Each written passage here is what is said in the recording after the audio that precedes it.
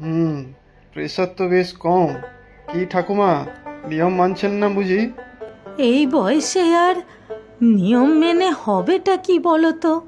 এবার পরপারে যেতে পারলেই বাঁচি। দেখেছো তো ডাক্তার দাদা, কর্তামা সারা দিন এইসব কথাই বলে। ভালো করে খাওয়া দাওয়াও করে না, ওষুধ তো খেতেই চায় না। তুই থাম তো মালা, সারাদিন তোর শুধু ওই খাওয়া আর খাওয়া। আমার এই বয়সে কি আর এত খাওয়া যায়? দেখো দেখো ডাক্তার দাদা, কেমন বায়না করেন কর্তামা, দেখো। এরকম করলে কি করে হবে ঠাকুমা? শরীর ঠিক না থাকলে তো সারাদিন বিছানায় শুয়ে থাকতে হবে। আপনি যে পুজো দেন, বাগানের গাছে জল দেন, সেগুলো করবেন কি করে? সেটাই তো বলছি আমি রোজ। এদিকে ঠাকুরকে জল না দিয়ে অন্ন গ্রহণ করবেন না, শত শরীর খারাপ হলেও তার অন্নতা হবে না। এদিকে কর্তামা বিছানা থেকে উঠতেই পারছেন না, খাবারও খাচ্ছে না। এ কি মাসিমা, এত অনিয়ম করলে চলবে কি করে? আমার একটা কথাও শোনে না কর্তামা। থাম তুই, বড় আমার জ্যাঠামশাই এসেছেন, ওর সব কথা আমায় শুনতে হবে। হুঁ, আচ্ছা আচ্ছা, আর রাগ দেখাতে হবে না। কিছু ওষুধ লিখে দিলাম, খাবেন। আর খাওয়া দাওয়াটা ঠিক করে করবেন। আবার ওষুধ? এবার মরলেই বাঁচি। আপনাকে এত তাড়াতাড়ি মরতে দিচ্ছে কে? আপনি চলে গেলে এত বড় বাড়ি, গাছপালা, বাগান কে সামলাবে? বাড়িতে ঢুকতে যে কাঁঠাল গাছটা, কত কাঁঠাল হয়ে আছে তাতে।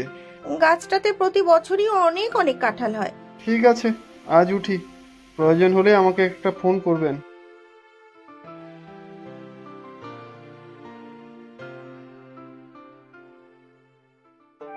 আমি খাবার আনছি, চুপ করে খেয়ে নেবেন কর্তামা।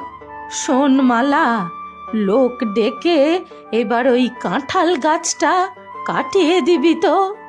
আবার এক কথা, এখন চুপ করে শুয়ে থাকুন, আমি খাবার আনি। ওষুধগুলো গুছিয়ে রেখেছি, সব কটা খেয়ে নেবেন। আমার পাপের শাস্তি বোধহয় ভগবান আমাকে এইভাবেই দিচ্ছে রে। উফ, আবার তোমার সেই এক কথা। ভুলি কি করে বলতো? আজ ডাক্তার ছেলেটা যখন ওই কাঁঠাল গাছটার কথা বলল, আবার আমার চোখের সামনে সব ভেসে উঠল রে। নিন, এবার চলুন, হাত মুখ ধুয়ে দিচ্ছি, তারপর ওষুধ দেব। চাটা খেয়ে নিন কর্তামা, তারপর জল খাবার দেব।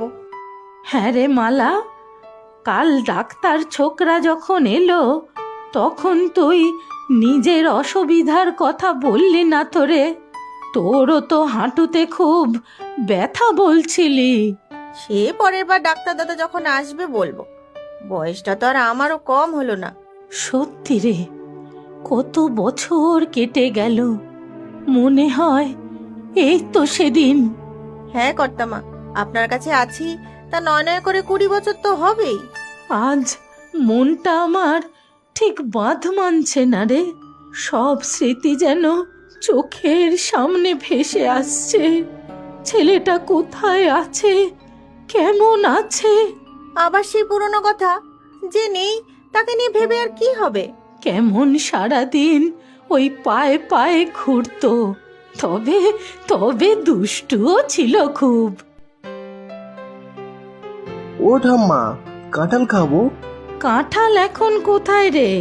আরো গরম পড়ুক তবে তো থাকবে, এখন তো সবই ইঁচড়। আমার স্কুলের বন্ধু তপন বলছিল ওর মা নাকি ইঁচড়ের কোপ্তা বানিয়েছিল, দারুণ ভালো হয়েছিল নাকি খেতে। ও, এই কথা। শোন, আমি তোকে বানিয়ে খাওয়াবো। আজকেই বানাবে? আজ কি করে হবে? কাল রতন যখন বাজার দিতে আসবে তখন ওকে বলবো ইঁচড় পেড়ে দিতে। না না, কাল তো অনেক দেরি, আমি পেরে দিচ্ছি। না না, একদম না, গাছে উঠবি না তুই একদম। সেবার আম গাছ থেকে পড়ে গিয়ে মাথা ফেটে গেল, মনে নেই? হ্যাঁ, 4টে সেলাই পড়েছিল কিন্তু। সে তো রাজু আমাকে ঠেলে দিয়েছিল তাই পড়ে গিয়েছিলাম, না হলে আমার মতো গাছে কেউ চড়তেই পারে না। দেখবে এখনই পেরে আনছি। না না, যাস না। নেমে আয় বলছি। দাঁড়াও, আর কয়েকটা পেরে নেই। না না, আর লাগবে না, যা পেরেছি যথেষ্ট। এই এত কাঁঠাল দিয়ে কি হবে? তুমি বানাবে আর আমি খাবো, আর আমার বন্ধুদেরও দেবো। ওরে দস্যি ছেলে, নাম এবার, পড়ে গিয়ে হাত পা ভাঙবি। তুমি যাও, রান্না করো, আমি একটু ঘুরে আসছি।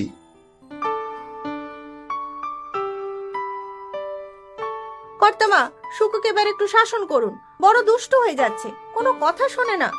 আরে বাচ্চা ছেলেও কি এমন দুষ্টুমি করেছে বলতো? বন্ধুদেরও এঁচড়ের কোপ্তা খাওয়াবে, ওরা গরিব, ভালো করে খেতে পায় না। আহারে, মনটা ওর বড় নরম শুকুর। ওকে কিন্তু কিছু বলিস না রে। তবে সারাদিন এদিক ওদিক ঘুরে বেড়ায়, কোনো কথা শোনে না। বুড়িমা, ও বুড়িমা, একবার বাইরে এসো দেখি। আবার কে ডাকে? দেখি গিয়ে।